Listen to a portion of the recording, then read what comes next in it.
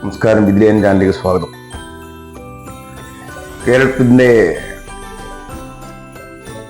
പരിഷ്കരണ സംവിധാനത്തിൽ നവോത്ഥാന പരിഷ്കരണം മുതൽ ആത്മീയ പരിഷ്കരണം വരെ പല മഹാന്മാരും നടത്തി വന്നിട്ടുണ്ട്. കാലത്തിൻ്റെ പരിണാമത്തിൽ സ്വയം പരിണാമം സംഭവിച്ചിട്ടുമുണ്ട്. പല സാംസ്കാരിക നേതാക്കളും അതിൽ കാരണവുമായിട്ടുണ്ട്. പക്ഷെ ഇന്നിപ്പോൾ ഈ നവോത്ഥാന കേരളത്തിൽ നിലവിലുള്ള സാംസ്കാരികയ്ക്ക് ഒരു മാറ്റം വരുത്താൻ സെലിബ്രിറ്റികൾക്ക് കഴിഞ്ഞുവെന്ന് ഞാൻ കരുതുന്നു. അത് കരുതാൻ കാരണം വെറും മാറ്റുന്ന മാറ്റം സാമൂഹ്യ മാധ്യമങ്ങൾ വഴി വളർത്തുന്ന ഒരു വളരെ വളരെ മോശമായിരിക്കുന്ന രീതിയിലുള്ള പരാമർശങ്ങൾ അത് ഇവിടെ സമൂഹ മാധ്യമങ്ങൾ നടന്നുകൊണ്ടിരിക്കുകയാണ്. അതൊരു പരിധിവരെ ഭരണകർത്താക്കളോ രാഷ്ട്രീയ കക്ഷികളോ ഒക്കെ കക്ഷികളാകും. കാരണം ഇവർ നടത്തുന്ന പരാമർശങ്ങളുടെ അടിയിൽ വരുന്ന കമന്റുകൾ അപകീർത്തികരമായിട്ടും വളരെ വളരെ മേച്ഛമായ മനുഷ്യന് കേൾക്കാൻ കഴിയാത്ത രീതിയിലുള്ള സംസാരങ്ങളും അതും കാര്യങ്ങളും ഒക്കെ കമന്റുകളായിട്ട് പ്രത്യക്ഷപ്പെടുകയും അതിനെ പ്രതികരിക്കാൻ പോകുന്നവരെ ഒന്നും ഒരു നടപടികളില്ലാതെ വരികയും പല സ്വാധീനത്തിന് മുകളിൽ പല കേസുകളും ഇല്ലാതാവുകയും ഒക്കെ ചെയ്തുകൊണ്ട് ആർക്കും എന്തും വിളിച്ചു പറയാൻ പറ്റുന്ന ഒരു സംവിധാനമായി മാറിയതുകൊണ്ടാണ് അങ്ങനെ വന്നത്. അതുകൊണ്ടാണ് ഇത് മനുഷ്യൻ്റെ ഒരു ധൈര്യം വന്നത്. ഇത് ഈ പ്ലാറ്റ്ഫോമിലെന്തും പറയാമെന്നുള്ള അവർക്കൊരു കാഴ്ചപ്പാട് വന്നത്. അതുകൊണ്ട് തന്നെ ഇപ്പോൾ ഈ പുതിയ പരിഷ്കാര ആവിഷ്കാരത്തിന് രണ്ട് സെലിബ്രിറ്റികൾ കാരണമാകുന്നുണ്ട്. അത് നിയമചട്ടം കൊണ്ട് ഇനി കറക്റ്റാക്കി പിടിച്ചാൽ സാമൂഹ്യ മാധ്യമങ്ങളിൽ ഇനിയുള്ള മുന്നോട്ടുള്ള പോക്കിൽ വളരെ മാറ്റങ്ങൾ ഇതുകൊണ്ടുണ്ടായേക്കാം. ഇതിന് മുമ്പുണ്ടായില്ലെങ്കിൽ ഇതുകൊണ്ടുണ്ടായേക്കാം. ഇതിന് മുമ്പ് ഇങ്ങനെ വരാത്തതിന് കാരണം ചിലപ്പോൾ ഇതുപോലെയുള്ള സെലിബ്രിറ്റികൾ കാരണം ഇത് കേരള സമൂഹം അറിഞ്ഞിരിക്കില്ല. ഇന്ന് ഈ പ്രശ്നം കാരണം കേരള സമൂഹം ഒട്ടാകെ കാര്യങ്ങൾ അറിഞ്ഞിട്ടുണ്ട്. ബോബി ചെമ്മണ്ണൂരും ഹണി റോസും തമ്മിലുള്ള വിഷയമാണ് ഞാൻ പറഞ്ഞു വരുന്നത്. ബോബി ചെമ്മണ്ണൂരിന്റെ ഭാഗത്ത് നിന്ന് 75%, 25% ഹണി റോസിന്റെ ഭാഗത്തു നിന്ന് മിസ്റ്റേക്ക് വരുന്ന ഒരു എൻ്റെ കാഴ്ചപ്പാടിലെ ഉള്ള കാഴ്ചപ്പാടാണ് പറയുന്നത്. നമുക്ക് പറയാനുള്ളത് പറയാമല്ലോ. ബോബി ചെമ്മണ്ണൂരിന്റെ ഈ ബിസിനസ് തന്ത്രം ഒരു മാർക്കറ്റിംഗ് തന്ത്രമാണ്. അദ്ദേഹത്തിന്റെ വേഷ സംവിധാനങ്ങളും ഒരു മാർക്കറ്റിംഗ് തന്നെയാണ്. ജുവലറി സംവിധാനത്തിൽ അങ്ങനെയൊന്നും ഇല്ല എങ്കിലും ആ വേഷ സംവിധാനത്തിലും അദ്ദേഹത്തിന്റെ പല പേരുകളിലും ആഴ്ചയായി അദ്ദേഹത്തിന്റെ ബിസിനസ്സിന് നല്ല ഉയർച്ച സമ്പാദിച്ചു കൊടുത്തിട്ടുണ്ട് എന്ന് അദ്ദേഹം തിരിച്ചറിഞ്ഞിട്ടുണ്ട്. ചിലപ്പോൾ അത് നമ്മളെ കേൾക്കുന്ന എന്നെയോ കേൾക്കുന്ന സമൂഹ മാധ്യമങ്ങളിൽ കേൾക്കുന്ന നിങ്ങൾക്കോ അത് ചിലപ്പം ഇല്ലെങ്കിലും അയാൾക്കത് മനസ്സിലായതുകൊണ്ട് തന്നെ അയാൾ പുത്തം വിവാദങ്ങളും പുത്തം വേഷങ്ങളുമായി വരികയും പുതിയ ഇന്റർവ്യൂകളായിട്ട് വരികയും ഒക്കെ ആയിട്ട് നിറഞ്ഞു നിൽക്കുകയാണ് കേരളത്തിന്റെ പല പ്ലാറ്റ്ഫോമുകളിലും. എന്തൊക്കെ കാരണം വേണം ഒന്ന് കച്ചവടക്കാരനായ അദ്ദേഹത്തിന് മനസ്സിലായിരുന്നു. അതുകൊണ്ട് സെലിബ്രിറ്റികൾ ഇതിന് മുഖ്യ കാരണമാണ്. അവരെ കൂട്ടാം എന്നുള്ളത് അദ്ദേഹം പഠിച്ചൊരു പണിയും കൂടിയാണ്. അദ്ദേഹം പല ഇന്റർവ്യൂകളിലും ഞാനും ശ്രദ്ധിക്കുകയുണ്ടായി. വളരെ വളരെ മോശമായിട്ടുള്ള വർത്തമാനങ്ങൾ പറയുന്നു. സ്ത്രീത്വം മാത്രമല്ല, അതൊരു കുടുംബത്തെയും അധിക്ഷേപിക്കുന്ന തുല്യമാണ്. കുടുംബത്തെയും എന്ന് എങ്ങനെ പറയാൻ കാരണം ഈ TV മാധ്യമങ്ങളും ഒക്കെ നമ്മളെ കൂടി ഇത് കാണുമ്പോൾ അല്ലെങ്കിൽ നമ്മളുടെ ഒരു മൊബൈൽ എടുത്ത് കുട്ടികൾ കാണുമ്പോൾ അവർക്ക് ഇത് കണ്ട് ഇതിന്റെ സംശയങ്ങളും കാര്യങ്ങളൊക്കെ അവർ ഇയാൾ ചോദിക്കുന്നത് തന്നെ ചോദിക്കാനൊക്കെ ഉണ്ടാവും. വളരെ വളരെ മോശമായിട്ട് തന്നെ വളരെ മോശം പരാമർശങ്ങൾ ഇതൊക്കെ മുമ്പ് തന്നെ നിർത്തേണ്ടതാണ്. നിർത്താൻ കഴിയാത്തത് എന്തുകൊണ്ടാണെന്ന് നമുക്കറിയില്ല. ഇപ്പോൾ നിർത്തിയത് എന്തുകൊണ്ടാണെന്നുള്ളതും നമുക്കറിയില്ല. ചിലപ്പം വലിയവർക്ക് മാത്രം കിട്ടിയ നീതിയാണോ ഇതിന് കാരണക്കാരൻ ഒന്നും പറയാൻ കഴിയില്ല. ഇതിന് സെലിബ്രിറ്റികളായ ആൾക്കാർ മറ്റുള്ള പിന്തുണ കൊണ്ടാണ്.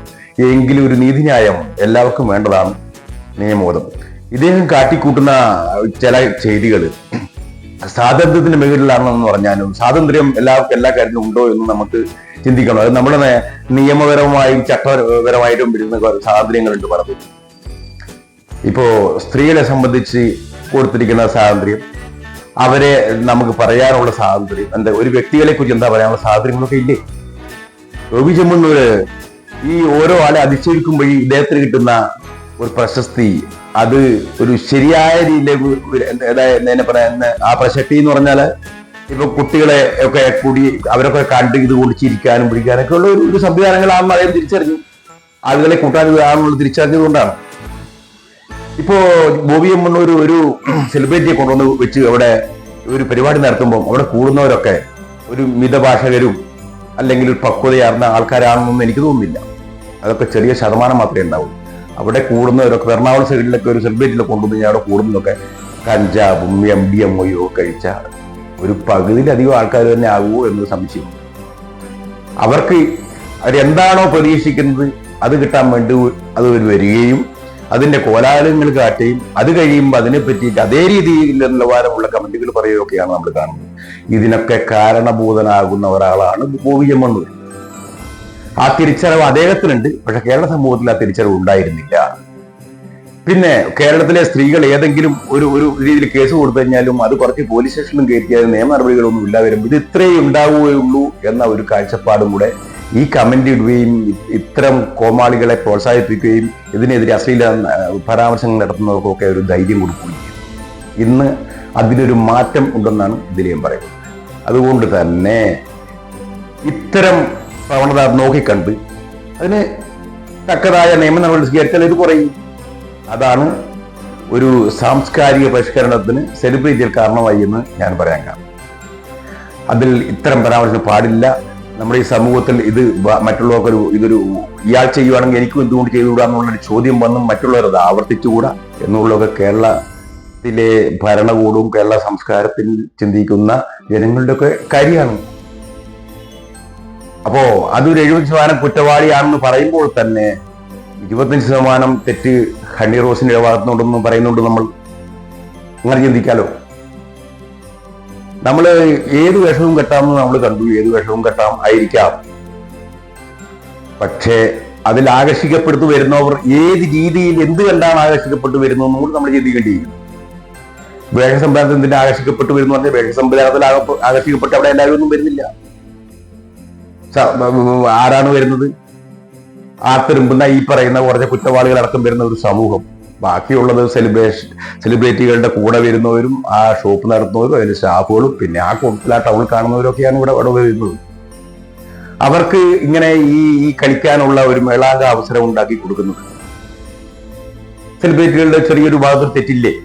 അല്ല, അവർ അതാണോ പ്രതീക്ഷിക്കുന്നത്? അല്ലെ അത് മാർക്കറ്റ് ചെയ്യുന്ന ആളെ, ഹണി റോസിനെ മാർക്കറ്റ് ചെയ്യുന്ന ആൾ അതാണോ ഉദ്ദേശിക്കുന്നത് എന്ന് നമ്മൾക്ക് സ്ത്രീകൾക്ക് ചിന്തിക്കാൻ വരുന്ന ഒരു അവസരം കൂടിയാണ്. വേഷം ഇതും ധരിക്കാമെന്ന് നമ്മൾ പറയുന്നത് കേട്ടു. വേഷം ഒന്നും ധരിക്കുന്നുണ്ടെങ്കിൽ അതൊക്കെ അതിന്റെ സാംസ്കാരികപരമായിട്ട് അത്രയൊന്നും നമ്മൾ നാട് ഉയർന്നോ എന്ന് നോക്കണം. യൂറോപ്പിലെ രീതി ആയിട്ട് കണക്കാക്കി അതുകൊണ്ട് അവിടെ അങ്ങനെ ധരിക്കുന്നില്ല. യൂറോപ്പിലൊക്കെ മിതവസ്ത്രധാരികളും അല്പവസ്ത്രധാരികളും ഒക്കെ നടക്കുന്നതിന് അവിടെ പ്രശ്നങ്ങളൊന്നുമില്ല. ഓരോ രീതിയിലും ഓരോ നാടിന്റെയും സാംസ്കാരികമായിട്ടുള്ള ഉയർന്നു വരുന്ന രീതികൾ പ്രകൃതിയോടും കൂടെ ചേർന്നിട്ടുള്ളതാണെന്ന് മനസ്സിലാക്കണം. യൂറോപ്പിൽ ഇപ്പോൾ ഒരു അർദ്ധനഗ്നമായ സ്ത്രീ പോയാലും അവർ വലിയ നോട്ടമൊന്നും വരില്ല. യൂറോപ്പിന്റെ തണുത്ത സാഹചര്യത്തിലെ തണുത്ത ഒരു രാജ്യത്ത് അങ്ങനെയൊക്കെ മൂടിപ്പോച്ചു പോവുകയൊക്കെ അവരുടെ ഒരു രീതിയൊക്കെ ആയിരിക്കാം. അത് ഇന്ത്യയിൽ ഭാരതത്തിൽ വന്നിട്ടില്ല. യൂറോപ്യൻസിന്റെ അവരുടെ ജനറേഷൻ തന്നെ നോക്കിക്കഴിഞ്ഞാൽ 3-4 കുട്ടികളുള്ള ഒരു കുടുംബം കൂടി വന്നാൽ ഭാരതത്തിന്റെ അതല്ല 10-12 കുട്ടികളുമായിട്ട് പോകുന്ന ഒരു സാഹചര്യങ്ങളൊക്കെ ഉള്ളൂ. രണ്ടും സാംസ്കാരികത മാത്രമല്ല, അതിൽ വരുന്നത് പ്രകൃതിയുടെ ഒരു നിയമം കൂടെയുണ്ട്. പ്രകൃതിയുടെ ഒരു പോക്കുണ്ട് അതിനകത്ത്. അതിപ്പോഴും ഞാനിവിടെ പറയാൻ ഉദ്ദേശിക്കുന്നില്ല. അത് നിങ്ങൾക്കത് ചിന്തിച്ചാൽ മനസ്സിലാകുന്ന കേസാണ്. ഭാരതത്തില് അത്ര ഒന്നും പുരോഗമനപരമായിട്ടുള്ള ചിന്തിക്കാനുള്ള ആൾക്കാരും ആയിട്ടില്ല. നമ്മുടെ കുട്ടികളൊക്കെ എഴുതിയിട്ട് പോകുന്ന കുട്ടികൾക്കൊക്കെ കൂടെ കാണാനും ആർത്തുലസിക്കാനും ഇങ്ങനെ കോമാരത്തിലും കാണിക്കാനായി കിട്ടുന്ന ഒരു സെലിബ്രിറ്റി സംവിധാനങ്ങൾ, സ്ത്രീ സംവിധാനം ഉണ്ടാക്കി വെക്കാൻ പാടില്ല. സ്ത്രീകൾക്ക് ചോദ്യം ചെയ്യാം കൊടുത്തു ഒക്കെ ശരിയാണ്. സ്ത്രീകൾക്ക് കൊടുത്തിരിക്കുന്ന സ്വാതന്ത്ര്യം കൊണ്ടും മറ്റുള്ളവർക്ക് വരുന്ന ദൂഷ്യങ്ങളെ കുറിച്ച് സ്ത്രീകൾ ചിന്തിക്കേണ്ട സമയം അത് ക്രമിച്ചിരിക്കുന്നു. ഓരോ പോലീസ് സ്റ്റേഷനിലും ഒക്കെ കൊടുക്കുന്ന പല കേസുകൾക്കും ചില സ്ഥലത്തിന്റെ സ്വത്തിന്റെ തർക്കം വരെ കൊടുക്കുന്ന തർക്കങ്ങൾ സ്ത്രീകളെ മുൻനിർത്തിക്കൊണ്ടാണ് പല കേസുകളും ഒക്കെ മുന്നോട്ട് കൊടുത്തുകൊണ്ട് പോകുന്നത്. നേരത്തെ എൻ്റെ സുഹൃത്ത് ഒരു പോലീസ് സ്റ്റേഷൻ്റെ ഒരു സ്ഥലത്തിന്റെ അതിർത്തർക്കത്തിന് വരെ ഈ സ്ത്രീകളെ മുൻനിർത്തി അവർക്ക് നിരവധി ഏതാണോ ഒരു വക്കീൽ പറഞ്ഞു കൊടുക്കും, ഇന്ന വകുപ്പ് വെച്ച് നിങ്ങളുടെ കേസ് ഇങ്ങോട്ട് കൊടുത്തേ എന്ന് പറഞ്ഞേക്കും. അത് അവിടെ കൈകാര്യം ചെയ്യുന്ന പറയും പോലീസ് സ്റ്റേഷനിൽ വരെ സ്ത്രീകളെ മുൻനിർത്താൻ തുടങ്ങിയിട്ടുണ്ട്. ഇതൊക്കെ സ്ത്രീകൾ തിരിച്ചറിയേണ്ട കാര്യമുണ്ട്. അതുകൊണ്ടാണ് ഈ സമത്വം അതിൻ്റെ സ്ത്രീകൾക്ക് വേണ്ടി മാത്രം എന്തുകൊണ്ട് സംസാരിക്കുന്നു, പുരുഷൻ സംസാരിക്കാനില്ല എന്നൊക്കെ ചോദ്യം. ഈ പുരുഷനും സ്ത്രീയും ഒന്നും വേറിട്ട് നിൽക്കേണ്ടവരല്ല. പുരുഷൻ ചിന്തിക്കുമ്പോൾ മനസ്സിലാക്കേണ്ടത് സ്ത്രീ എൻ്റെ അമ്മയും എൻ്റെ മക്കളും സഹോദരികളും ഒക്കെ സ്ത്രീകളാണ് എന്ന് മനസ്സിലാക്കുക. സ്ത്രീയും അതേപോലെ ചിന്തിക്കണം. എൻ്റെ അച്ഛനും എൻ്റെ സഹോദരനും ഒക്കെ പുരുഷന്മാരാണ്, നമ്മൾ വേറിട്ട് നിൽക്കേണ്ടവരല്ല, ഒരു സമൂഹത്തിൽ ഒരുപോലെ നിൽക്കേണ്ടവരാണ് എന്നൊക്കെ ചിന്തിക്കണം. അപ്പോ ഇത് പ്രകോപിതരായോ പ്രകോപിതരാകാത്തതോ വസ്ത്രം കൊണ്ടിട്ടാണോ എന്നുള്ള ചോദ്യത്തിന് പ്രസക്തി ഉണ്ടെന്ന് എനിക്ക് തോന്നുന്നില്ല. ഓരോ വസ്ത്രധാരണവും ഓരോ രീതിക്ക് അതിന് പ്രസക്തി ഉണ്ട്. കുട്ടികൾ സ്കൂളിൽ പോകുന്ന യൂണിഫോം കോട്ടിട്ടിട്ട് പോകുന്നതിന്റെ കാര്യം എന്താ? ശരീരമായ അംഗവടി ഉള്ള ഒരു ഭാഗങ്ങളും കാണാതെയുള്ള കുട്ടികളാണ് സ്കൂളിലും മറ്റും കോളേജിലും ഒക്കെ അധികം യൂണിഫോം കൊടുത്തിരിക്കുന്നത്. ഒരു ഹോസ്പിറ്റലിലെ യൂണിഫോം കൊടുത്തിരിക്കുന്നു, അതങ്ങനെ ഓരോ രീതിയിലും യൂണിഫോം അങ്ങനെയാണ് കൊടുത്തിരിക്കുന്നത്. അതുപോലെ കുളിക്കാൻ പോകുന്നവർക്ക്, വേറെ കിച്ചണിൽ പോകുന്നവർക്കൊക്കെ ഓരോരോ ഡ്രസ് കോഡുണ്ട്. അപ്പോ ഒരു വസ്ത്രധാരണത്തിൽ വരുന്ന ഇത് ആകർഷിക്കപ്പെടുന്നതാണോ? ചില ആകർഷിക്കപ്പെടാൻ വേണ്ടി വസ്ത്രധാരണം ധരിക്കുമ്പോൾ ആകർഷിക്കപ്പെടില്ലേ? ആകർഷിക്കപ്പെടാനാണല്ലോ ചെയ്യുന്നത്. അതിനാണെങ്കിൽ അത് മാർക്കറ്റ് ചെയ്യാനാണ് വിപണിയിലേക്ക് നിങ്ങളെ വിളിച്ചിരിക്കുന്നെങ്കിൽ അത് സ്വയം സ്ത്രീകളും ചിന്തിക്കേണ്ട ഒരു കാര്യമാണ്. അതിന് പോകണോ എന്നൊക്കെ. പിന്നെ അതിന്റെ പരാമർശങ്ങൾ പാടില്ല എന്നുള്ളത് സർക്കാരിൽ നിക്ഷിപ്തമായതും നിയമം കൊണ്ടും ചട്ടം കൊണ്ടും നിർത്തിപ്പോകേണ്ടതുമായ കാര്യങ്ങളാണ്. അപ്പോൾ കേരളത്തിലെ ഇപ്പോൾ ഈ വിഷയം വന്നതുകൊണ്ട് കേരളത്തിലെ ഈ പരിഷ്കാര സംസ്കാര സംവിധാനത്തിന് നിങ്ങളുടെ തുടക്കമാണെന്ന് നമുക്ക് പറയാം. അത് നല്ലതിനാണെന്ന് തന്നെയാവുള്ളൂ. പക്ഷേ അതുകൊണ്ട് മാത്രം പുരുഷനെ എന്തും പറയാമെന്നും പുരുഷനാണ് അതിന് തെറ്റുകാരനാണെന്നും ഒന്നും ധരിക്കരുത്. ഒരിക്കൽ ഒരു സ്ത്രീ ഈ ടി വികളിൽ കാണുന്ന ഒരു സിനിമ താരത്തിന്റെ ഒരു ഭാഗമായിട്ടുള്ള ഒരു പറയുന്നുണ്ടായിരുന്നു, ഒരു പുരുഷന്മാർ വളരെ മോശമായിട്ട് വരുന്നു, മൂത്രമൊഴിക്കുമ്പോൾ അറപ്പും വെറുപ്പും ഉണ്ടാക്കും. ഇതൊക്കെ പറയാമെന്നല്ല, നമ്മളെ ഒരു ഗവൺമെന്റ് എന്ന് പറഞ്ഞ ജനങ്ങളല്ലേ, ഒരു നമ്മുടെ നാടിന് അതിനനുസരിച്ചുള്ള ഒരു ഉയർച്ച വന്നില്ല എങ്കിൽ ഇതൊക്കെ സംഭവിക്കില്ലേ? അതിനൊക്കെ നമ്മൾ അർപ്പോട് കണ്ടു കഴിഞ്ഞാൽ നിങ്ങളുടെ ഒരു വയസ്സേരിക്കൊണ്ട് ഒരാൾക്ക് ഒരു ബാത്റൂം കൊടുക്കാൻ പറ്റുമോ? അവൻ ആ സംസ്കാരം പഠിപ്പിച്ചു കൊടുത്തിട്ടുണ്ടോ? അതൊക്കെ പഠിച്ചതായിട്ടൊക്കെ വരുന്നതേ ഉള്ളൂ. അത് വെച്ചിട്ടൊക്കെ ഒരു സമൂഹത്തിനെ മുന്നേ അധിക്ഷേപിച്ചത് നമ്മൾ കണ്ടു. പക്ഷെ ഒരു പുരുഷന്മാർ അവരുടെ പേരിൽ കേസ് കൊടുക്കാൻ ഞാൻ പോയത് കണ്ടില്ല. എന്താ, ഞങ്ങൾക്ക് പുരുഷന്മാർക്ക് എന്താ അഭിമാനമില്ല? അപ്പോൾ സ്ത്രീകൾ മനസ്സിലാക്കേണ്ടത് നമ്മളുടെ ഭാഗത്ത് എന്ത് നമ്മളാക്കിയെടുക്കുന്ന വിഷയങ്ങളാണോ നോക്കുക. 25% തെറ്റ് എന്ന് പറയുന്ന അതാണ്. ഇപ്പോൾ ഒരു ടി വിയുടെ മുമ്പിൽ ഇരുന്ന് കാണുമ്പോൾ ഒരു സെലിബ്രിറ്റി വന്നിട്ട് അവിടെ ഒന്ന് കണ്ടു, അവിടെ കോലാഹലമാക്കുന്നുണ്ടെങ്കിൽ ഒരു കുടുംബത്തിലെ മൊത്തം ആൾക്കാർ ഇരുന്നത് പുറത്തുനിന്ന് കാണുകയാണ്, കുട്ടികൾ കുടുംബസഹിതം. സ്ത്രീയുടെ ഭാഗമാണെങ്കിലും പുരുഷന്റെ ഭാഗമാണെങ്കിലും, പുരുഷൻ പറയുന്നതാണെങ്കിലും സ്ത്രീ പറയുന്നതാണെങ്കിലും, ഇനി അവരെ കൊണ്ട് ഒരു വ്യാപാരം ചെയ്യുന്നവരാണെങ്കിലും ഇതൊക്കെ പുറത്തുള്ളവർ കാണുകയാണ്. ഇന്നത്തെ ദൃശ്യമാധ്യമങ്ങൾ അതല്ലേ. അപ്പോൾ ഇത്തരം വരുന്ന വിഷയങ്ങളിലുള്ള ഈ പരാമർശങ്ങൾ ബോബി ചെമ്മണ്ണൂർ ചെയ്തത് ശരിയല്ല.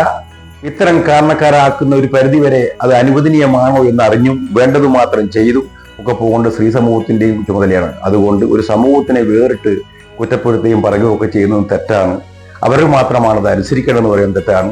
മാത്രമല്ല, നിങ്ങളുടെ മുമ്പിൽ വരുന്ന പ്രത്യക്ഷപ്പെടുന്ന കാണികളും ഇത്തരം വിഷമങ്ങളാക്കുന്നതും ഒക്കെ ഇവിടെ നല്ല സംസ്കാരബോധമുള്ള കേരളീയരല്ല എന്ന തിരിച്ചറിവും നിങ്ങൾ പറയണം. അപ്പം അതായത് മദ്യപിച്ച് ലക്ക് കേട്ടവർക്ക് നിങ്ങൾ എന്തെങ്കിലും പറയുന്നു വെച്ചാൽ അതുമൊക്കെ മദ്യപിച്ച് ഒരു പുരുഷൻ അതങ്ങനെ പറയുന്നു, ഒരു പുരുഷ സമൂഹത്തിൽ അങ്ങനെയൊന്നും പറയാൻ പാടില്ല. ഇത് പലരിക്കലും നമ്മൾ പറഞ്ഞു കേട്ടു, പല കാര്യങ്ങളും നമ്മൾ പറഞ്ഞു കേട്ടു. അതുകൊണ്ടാണ് ഇത് പറയുന്നത്. ഇതിലെ തന്നെ പറയാനുള്ളതാണ്, വിദ്യാഭ്യാസമല്ല വിവേകമാണ് വലുത്. വിദ്യാധര എന്നാണ് നമുക്ക് ഈ കാര്യത്തിൽ പറയാനുള്ളത്. പല കാര്യങ്ങളും നമ്മൾ തിരിച്ചറിയേണ്ടതുണ്ട്. പല കാര്യങ്ങളും അതിൻ്റെ യാഥാർത്ഥ്യബോധത്തോട് പോകേണ്ട കാര്യമുണ്ട്. യാഥാർത്ഥ്യബോധം ഇങ്ങനെ ഇരിക്കെ ആരെയും കുറ്റപ്പെടുത്തേണ്ട, തിരുത്തലിന് നല്ലൊരു സംരംഭമാണത്. നല്ല ഗവൺമെന്റിന്റെ ഭാഗത്തുനിന്ന് എത്തിയ പുതിയ നിയമങ്ങൾ കൊണ്ടുവന്നതും ഒരു സോഷ്യൽ മീഡിയയിൽ പരാമർശിക്കാൻ പറ്റുന്ന ലിമിറ്റേഷനും ഒക്കെ വെച്ച് കേരളത്തിൽ പോകുന്നത് നല്ലതാണ് എന്നാണ് ഇതിലെ പറയാനുള്ളത്. ഇനി ഈ വിഷയത്തിൽ സംവദിക്കാൻ നമ്മൾ ആരുമായിട്ടും തയ്യാറാണ്.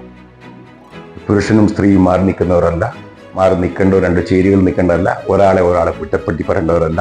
നമ്മുടെ കേരളത്തിലും മാത്രമല്ല പുരുഷനും സ്ത്രീകളും ഉള്ളത്, കേരളത്തിലും മാത്രമല്ല ഈ ലോകം വലിയ ലോകമാണ്. ഓക്കേ.